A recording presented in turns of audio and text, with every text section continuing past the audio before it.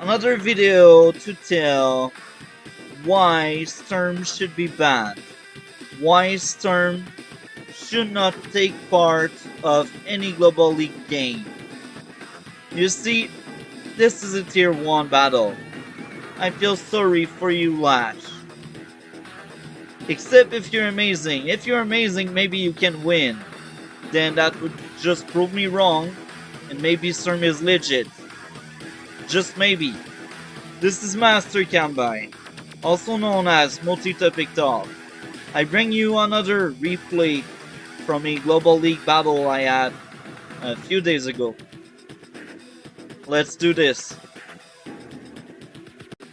As usual, I will be really fast on the first few turns because it's boring to watch infantry walking around.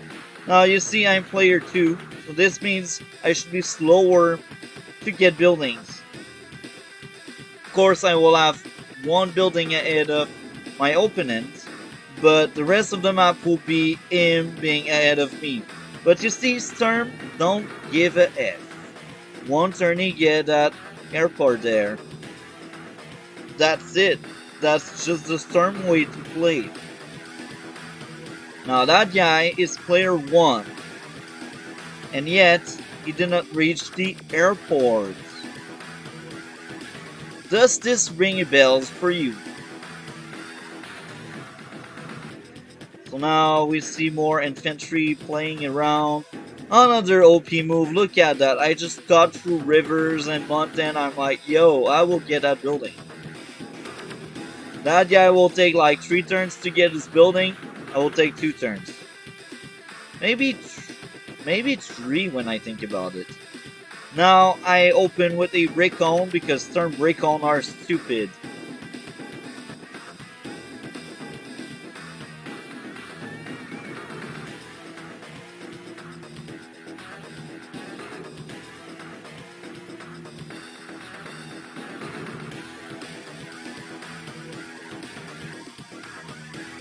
You see, this building, I did not got it yet, but I got many other building he did not have yet. So he creates a early recon as well, and he is lash. So I don't understand that play. There's only a few exceptions where early recon are good, not when you're lash. So I create my first tank on day number 5. And here again I do Sturm stuff, being OP, crossing rivers like they are nothing. Rivers are basically plains with Sturm. So now you see that infantry, it will take 2 turns to reach that building there. And I already have it. I'm ahead of him in income, and that rift will only go bigger each turn that will pass. Now I go for my com tower. I think at that point, yes, I take my com tower. I go toward the center. I lock his com tower. Now I know it's just a recon and anything will just get rid of that recon, but I will slow him down. This means I will deny him firepower for a few turns. I don't know how many turns, but that's a few turns. Now I create my first anti-air because by experience this map, I know battle copters are really good. Air units are really good. So I created the anti-air there. Infantry. Infantry.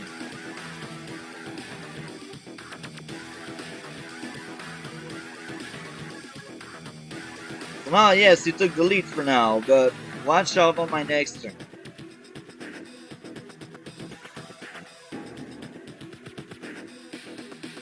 I took the lead again. Now the gap is of 2 buildings and 1 com tower. Now that I see the tank, I move my recon away. I did deny him firepower for 2 turns, which is really good for me. And I also hope to be able to interrupt that gap.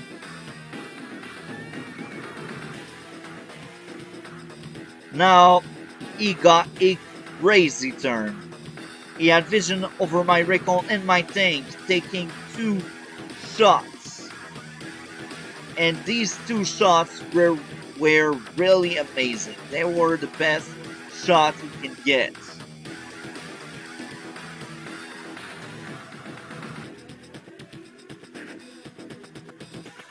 So now at that point I'm like, oh, okay, I see what's going on. I need to train both units. So now, lucky enough, I got the money for 3 tanks. 1, 2, 3. Now you see, he is ahead of me for now, but I will get 2 other buildings. And he will only get 1 building and 1 tower. So I will still stay on top for now. Now I did not reveal that anti-air and I was really happy. Was scared that my anti-air would die at that point. Now look at that, it took 2 infantry and 1 recon to get rid of 1 infantry. This is crazy. This is my defense buff. So 1 shot, and now I go for the building, and at that point I know I will get the building. He don't have the manpower to compete with my units. I get rid of that tank, I go for the building, I go toward the center because I know I will get good caps in the center. And at that point, I create anti-air again and tank because I expect that anti-air to get shot by a tank, and I don't want to be down 1 anti-air. I need anti-air because I don't like battlecopters. Well, I like them, but I don't like to have the battlecopter surprise, you know? So now he creates a second battlecopter, a tank, a recon, and he don't have the money for the 3rd base. Okay, this is good for me. Less unit on the board. So now I just get rid of many units, I kill this one, I go for the building cap. I don't expect to get it, I just want him to waste units to stop my cap. If you don't stop my cap, I will get your building. Now I go toward the center because I know there's more action there. Get a medium tank over here, and 2 infantry, I think. This is right, 2 infantry. Now I'm still ahead of him in value and income as well.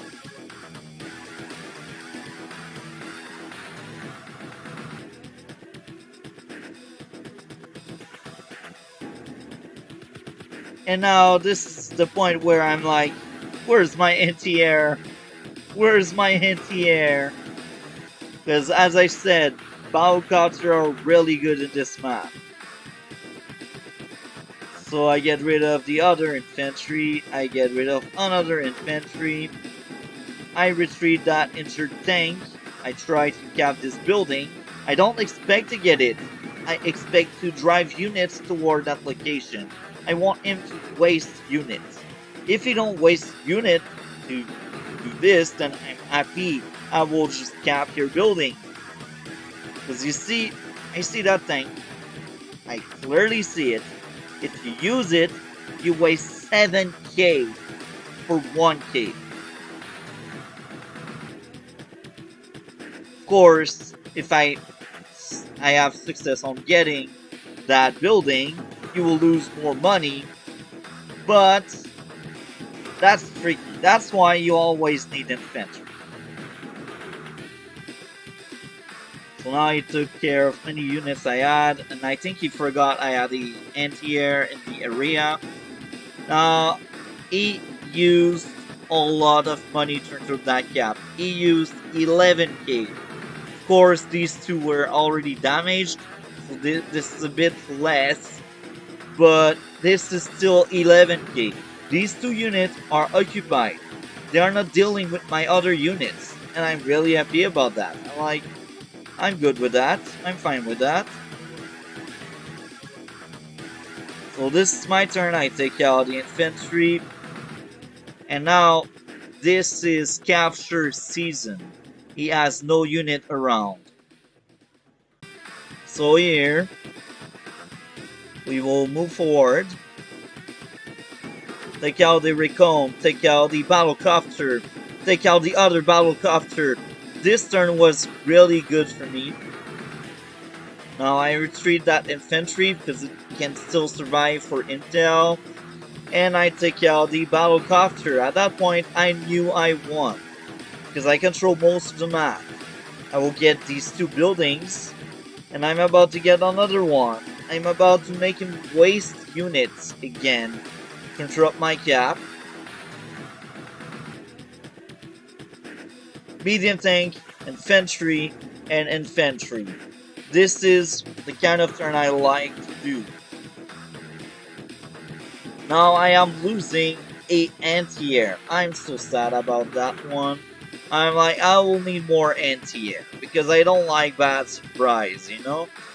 So he deals a lot of damage to my troops. He's doing a good turn.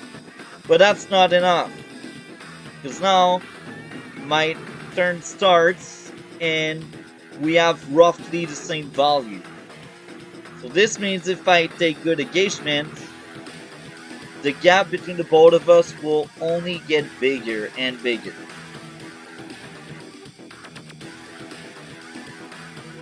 Take out the tank, I go for his building. Now he will need 2 infantry and more. Because these 2 infantry won't be enough to interrupt my cap. Also get that building. Now he has his prime tactics next turn, so this means his infantry will disregard that river. But you see, your prime tactics, I have it only day to day. That's why I am winning. Your buff you are getting when you get your super, I have it only day to day. Now she used her super. This is cool. I like that. But look, that's not enough. A meteor strike is coming. You will ride your life. Now she used so many units just to damage me. Now our value jump and look at that. Meteor strike. Now he probably drove that meteor strike on that bomber, but he still threw away 22k during this turn. So yes, none of your other units were affected, but you lost 22k. So my super still went really good. Like, even if you chose the location of that meteor strike, I'm still happy with that. I'm still happy with that because you lost money. That's the point of your super. Look at that, the gap is getting bigger between the both of us. And it will only get worse with time. So you see, I will be able to keep going with my cap. I don't think I will finish it, but that makes 1 infantry occupied. That's also a delay for him. He won't get the building yet. So this building is now mine, because he has no other units around able to kill it. So here again, my extra defense is crazy, and I will steal you another building because of it. Medium tank deals damage to tank. Tank deals damage to artillery, I think. Yeah. Now you see that bomber is just sitting on the airport. It's draining you your money. And you know I have anti-air, right? So even if it's fully healed, that won't do much to me because I have the perfect answer for a bomber. The anti-air is cheaper and deals a lot of damage to bombers. Now that tank can still trap units. That infantry is ready to interrupt any cap, and if he doesn't go for the cap, then I will go for the cap. I go on the mountain to have vision. Now I see medium tank there. I'm like, oh, that's cool. But I have 3 medium tank. Yes, he has the second one there, but see, I still have more. Now I have twice his value. So at that point, we all know who will win the game, right? When you're twice the size of your opponent, it's looking really ugly for your opponent. Now that bomber goes in the battlefield with 6 HP. My full HP anti-air will one-shot it. I go for his building because I can, and that will drive units there. He will use his units to interrupt my cap. Because he don't have any infantry to interrupt my cap. So this game shows how important this is to have infantry. Because otherwise you will use many of your valuable units to interrupt caps. I think I joined both tank to have money. Pretty sure that's what I did. Yeah. So medium tank, infantry, and tank. Because vision. And because I have already 2 anti-air in the battlefield. Yes, they are in the same flank, which is the center, but this means I can send it up, can send it down. So I'm so good with this. He tries, but I'm stern. I don't give a F about it. Okay, that's cute. Am I in range? 1, 2, 3, 4, 5, 6. I'm in range. Your bomber is gone now. Yes, you took out one of my medium tank, but your bomber is out. So now you use a lot of unit only to disrupt my cap. Now you realize this capture game is really bad. So you create a transport and an infantry, but this is too late. At that point, it's too late. There's nothing you can do. Now with the vision, I'm able to see that cute bomber, and that said cute bomber will go poof. Now I send these units there because I want to make him occupied. Also shield my units.